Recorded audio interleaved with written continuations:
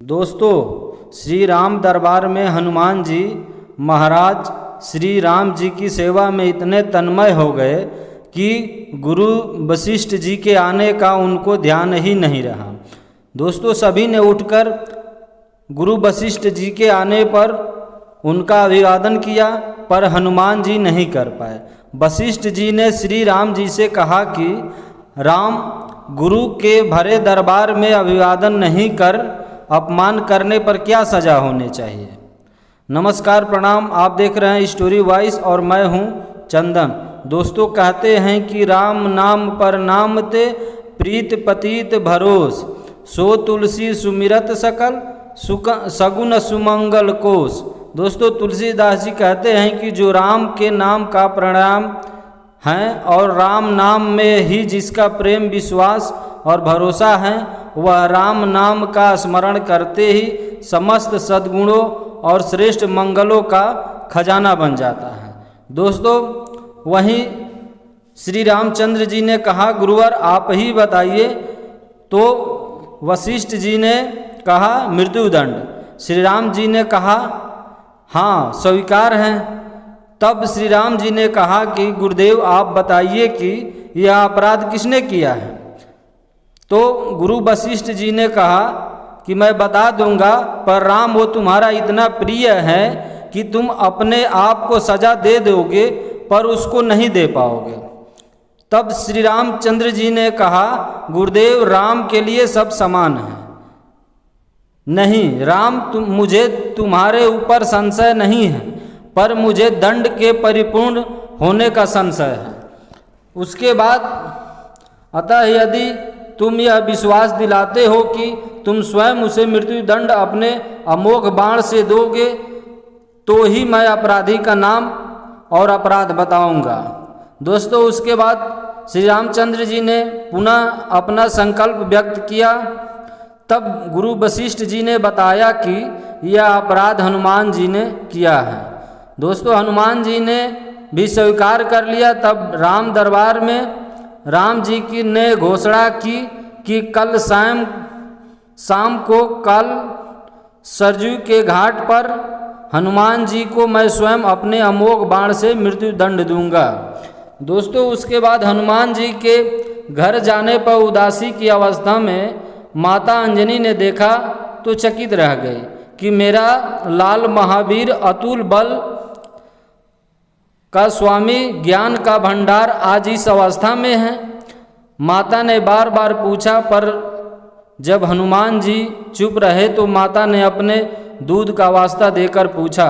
तब हनुमान जी ने बताया कि यह प्रकरण हुआ है अनजाने में। माता आप जानती ही हैं कि हनुमान को संपूर्ण ब्रह्मांड में कोई नहीं मार सकता, पर भगवान श्री राम के अमोघ बाण से कोई नहीं बच सकता।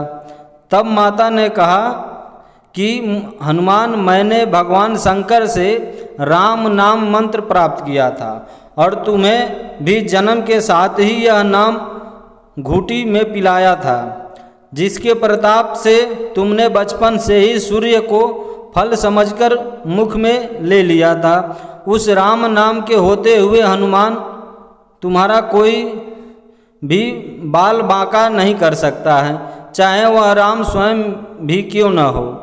तब राम नाम की शक्ति के सामने राम की शक्ति और राम के अमोघ शक्ति बाण की शक्तियाँ महत्वहीन हो जाएगी। जाओ लाल, अभी से सरयू के तट पर जाकर राम नाम का उच्चारण करना आरंभ कर दो। तब माता ने के चरण छूकर हनुमान जी सरयू किनारे राम राम रटने लगे। शाम को राम अपने संपूर्ण दरबार सहित सरजू के तट पर आए।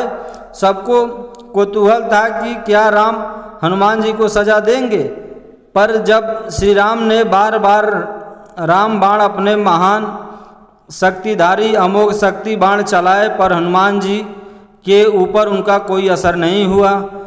तो गुरु वशिष्ठ जी ने शंका जताई कि राम, तुम अपनी पूर्ण निष्ठा से बाणों का प्रयोग कर रहे हो। तब श्री रामचंद्र जी ने कहा, हाँ गुरुदेव, मैं गुरु के प्रति अपराध की सजा देने को अपने बाण चला रहा हूँ। उसमें किसी भी प्रकार की चतुराई करके मैं कैसे वहीं अपराध कर सकता हूँ? तब तो तुम्हारे बाण अपना कार्य क्यों नहीं कर रहे हैं? तब श्री रामचंद्र जी ने कहा, गुरुदेव, हनुमान राम राम की अखंड रट लगाए हुए हैं। मेरी शक्तियों का अस्तित्व राम नाम के प्रताप के समक्ष महत्वहीन हो रहा है। इससे मेरा कोई भी प्रयास सफल नहीं हो रहा है। आप ही बताइए गुरुदेव, मैं क्या करूं?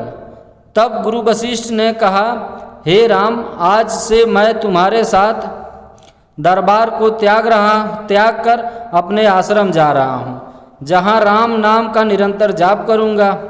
जाते जाते गुरुदेव वशिष्ठ जी ने घोषणा की कि हे राम, मैं मानकर यह घोषणा कर रहा हूँ कि स्वयं राम से राम का नाम बड़ा है। राम नाम महाअमोघ शक्ति का सागर है। जो कोई जपेगा, लिखेगा, मनन करेगा, उसकी लोक कामना पूर्ति होते हुए भी वो मोक्ष का भागी होगा।